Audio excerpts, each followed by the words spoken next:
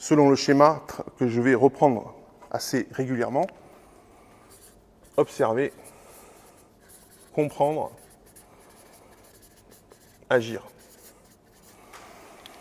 J'observe pour essayer de comprendre. Tant que je n'ai pas compris, j'observe. Je comprends un peu mieux, c'est pas clair, j'observe encore. Je n'agis pas tant que je n'ai pas fait cette première. Tant que je ne suis pas sûr de ce que je sais, tant que je n'ai pas des structures d'appui cognitives, je n'agis pas. Alors, dans certaines philosophies, justement, vous allez retrouver le non-agir. Le non-agir est une décision.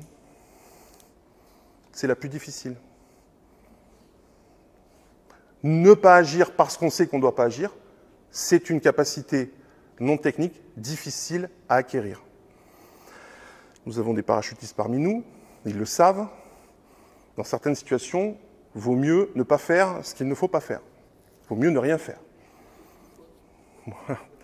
Moi-même, en pilotage, j'en ai fait l'expérience. Quand on ne sait pas ce qu'il faut faire, on ne fait rien. Et dans une situation où on a vraiment envie de faire quelque chose. La vraie difficulté, elle est là, en fait. Camus disait « un homme, ça s'empêche ». Mais c'est très difficile, en fait. D'empêcher des réflexes, d'empêcher des conditionnements, voire d'empêcher des impuissances apprises. C'est très difficile.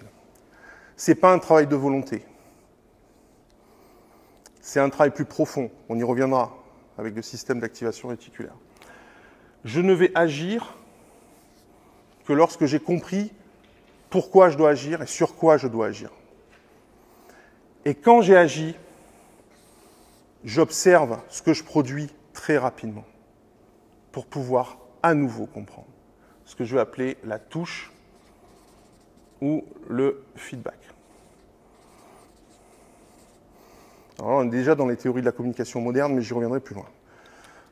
Voilà fondamentalement ce qu'on doit travailler. Faire comme si on ne savait rien dans une situation nouvelle, être naïf au sens de neuf, observer, et encore, sans préjugés. Essayer de comprendre, littéralement prendre avec soi le phénomène, rentrer dans le phénomène, devenir le phénomène qu'on observe, pour enfin pouvoir agir dessus. Ok ? Alors, ça se fait d'autant mieux, tout ce que je viens de vous dire, que ça se fait ensemble, dans un lien social. Parce que l'être humain, comme la plupart des mammifères supérieurs, apprend en groupe.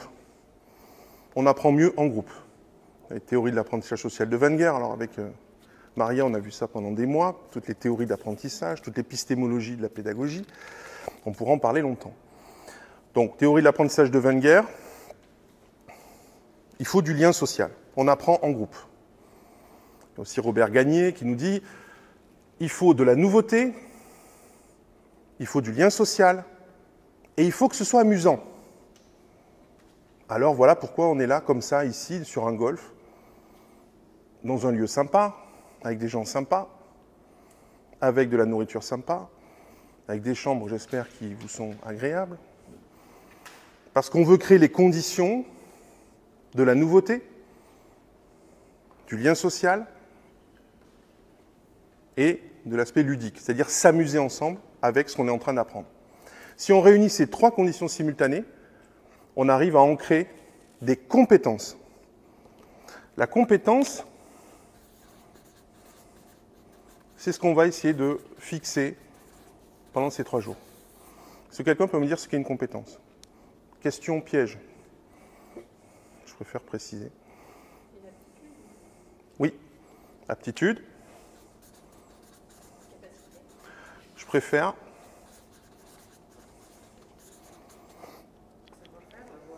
Alors, voilà, c'est là qu'est le gag.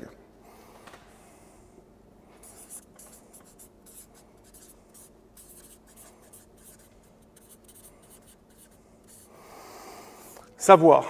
Alors le savoir, c'est un terme générique qui dit, finalement, savoir, c'est connaître les lois du monde, en fait, hein, littéralement. Alors, savoir-faire, c'est un savoir et de la connaissance sur un mode d'action. Mais ce n'est pas ça la compétence. La compétence, ce n'est pas que du savoir-faire. C'est pour ça que je préfère le terme de capacité ou de capabilité. Alors, il y a le savoir-être, effectivement, qui rentre en jeu dans la compétence. Et encore d'autres choses. Oui ? Le faire savoir aussi. Mais ça ne suffit pas. Est-ce que ce n'est pas une capacité consciente? Capabilité, voilà déjà. Mais consciente. Est-ce que la capacité, elle touche au potentiel aussi, qui peut très bien être non exploité? Alors, oui, je comprends, mais je vois où tu veux m'amener. Donc, si on prend les phases d'apprentissage, l'apprenti, littéralement, inconsciemment, incompétent. Ensuite, il progresse. Il devient consciemment incompétent. C'est-à-dire qu'il est conscient de ce qu'il ne sait pas faire. Déjà, c'est un gros travail. Tout le monde n'en est pas capable, vous l'avez constaté. Je me tourne vers ceux qui travaillent dans l'artisanat. Premier travail, faire constater à un apprenti qu'il ne sait pas, ça prend 3 à 6 mois, grosso modo, parfois plus. Ensuite, il devient consciemment compétent. Et ensuite, si on va vers les niveaux de maîtrise, c'est là que c'est ce que nous, on va essayer de faire, devenir inconsciemment compétent. Se découvrir des compétences qu'on ne se savait pas. Être inconsciemment compétent. Donc la compétence, c'est une action située. C'est tout simple. C'est, vous prenez quelqu'un, vous le mettez dans une situation qu'il ne connaît pas, une situation incertaine, complexe, c'est pas dans le manuel, et il va résoudre le problème. Il ne l'a jamais fait avant. Ce problème-là, il ne l'a jamais résolu avant. Mais il est compétent dans ce champ. Il va arriver à résoudre le problème en une fois, alors que c'est la première fois qu'il rencontre ce problème. C'est ça la compétence. Vous voyez que ce n'est pas simple du tout. Et finalement, quand on analyse beaucoup, on se dit, est-ce que je suis vraiment compétent? Est-ce que je connais vraiment des gens très compétents? Donc des gens qui sont capables de faire ça et qui sont capables de l'enseigner aux autres. C'est encore une métacompétence. C'est-à-dire de transmettre cette capacité de résoudre des problèmes complexes dans l'incertitude. C'est-à-dire, littéralement, comme disait alors Lévi-Strauss pour ceux qui aiment lire, mais je donnerai des bouquins pour ceux qui veulent découvrir, Lévi-Strauss, La pensée sauvage, réindexer son environnement. C'est le travail que vous allez faire ce soir. Comment indexer et réindexer son environnement. C'est-à-dire ça, c'est une bouteille d'eau, ça sert à contenir de l'eau, ça sert à boire. Mais ça peut servir de projectile. Et là, je réindexe. Ça devient un projectile. Donc je peux le transformer en autre chose. Donc la capacité de l'homme, c'est ça aussi. C'est être capable de réindexer. Littéralement, ce que je vous décris là, c'est du bricolage. Bricolage et en termes savants, énaction.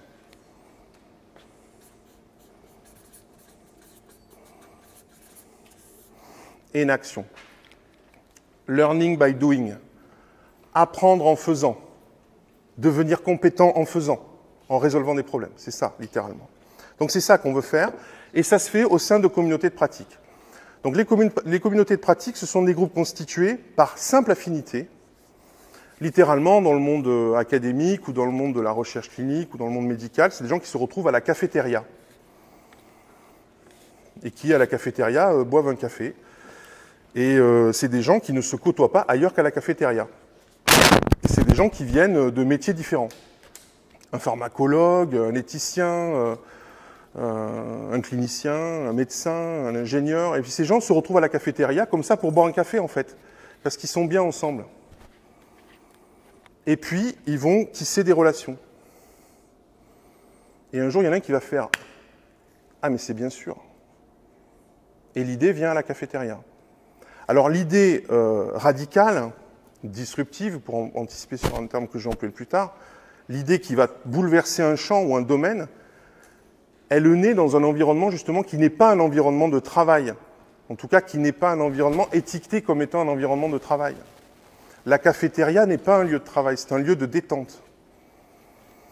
Et les gens qu'on rencontre à la cafétéria ne sont pas habituellement des gens avec qui on travaille. Et c'est là que les projets émergent. On appelle ça le Slack. Alors, je reviendrai sur cette dimension. Vous avez chaud? Ouais. J'avais demandé à... On va enlever les casquettes, si vous voulez. On va enlever les casquettes. On reviendra sur le Slack organisationnel. Donc, ces événements ne sont pas prévisibles. Ces événements de jaillissement comme ça d'idées ne sont pas prévisibles, mais on connaît les conditions dans lesquelles ça arrive. Et aujourd'hui, si vous regardez ce qui se passe dans les sièges sociaux des GAFAM, Google, Amazon, Facebook et Microsoft, vous voyez des sièges sociaux qui sont organisés comme des clubs méditerranéens, en fait. Ou des campus américains où on a toutes sortes d'activités, des salles de sport, des magasins, des salons de coiffure, des espaces sophrologie, des piscines, on peut jouer au golf, et puis on apprend plein de trucs, et puis on reste sur le campus, on ne bouge plus. Et puis on retrouve des gens comme ça sur le golf, et puis on discute. Ouais, t'as vu ce qu'il nous a dit hier, ça m'a perturbé, ouais, moi aussi, parce que dans mon champ, voilà ce qu'on en dit, etc.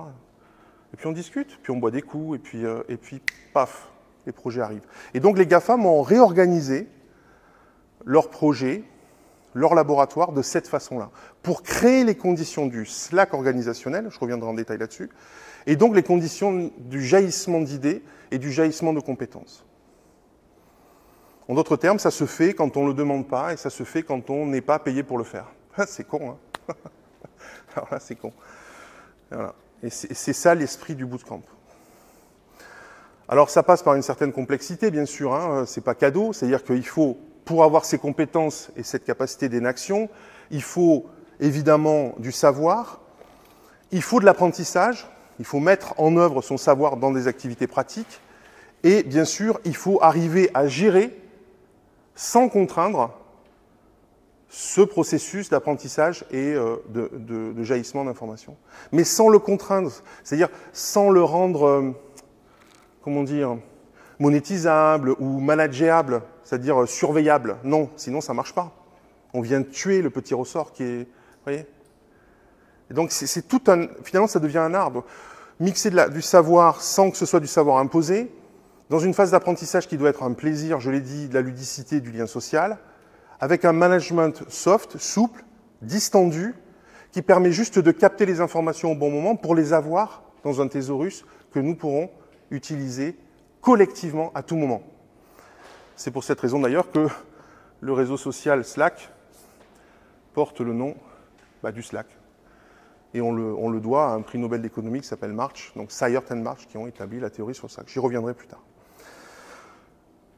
Donc voilà, je vous ai expliqué maintenant pourquoi on est là, quel est notre point commun, c'est que vraisemblablement, mais je ne préjuge pas, parce que certains sont là parce qu'on se connaît depuis longtemps, d'autres qui sont là par presque un hasard, mais pas que, pas exactement un hasard, aussi des relations, c'est que nous sommes tous conscients qu'il y a besoin de faire un pas de côté. Dans nos vies perso, dans nos vies professionnelles, dans cette phase de Covid, nécessité de réfléchir autrement, de prendre le temps de regarder ce qui se passe pour mieux comprendre comment on va agir là-dessus. Donc c'est ça l'Otium. Et ça se passait dans des villas très agréables et dans un temps totalement relâché, pas d'horaire, à loisir, à convenance. Voilà. Alors Luce nous a donné une excellente idée. Et si on plaquait tout pour devenir producteur de chamallows bio, quoi. J'ai beaucoup aimé ça, donc tu vois, je l'ai recyclé. J'ai beaucoup aimé. Parce que je me suis dit, après tout, pourquoi pas? Tout est imaginable.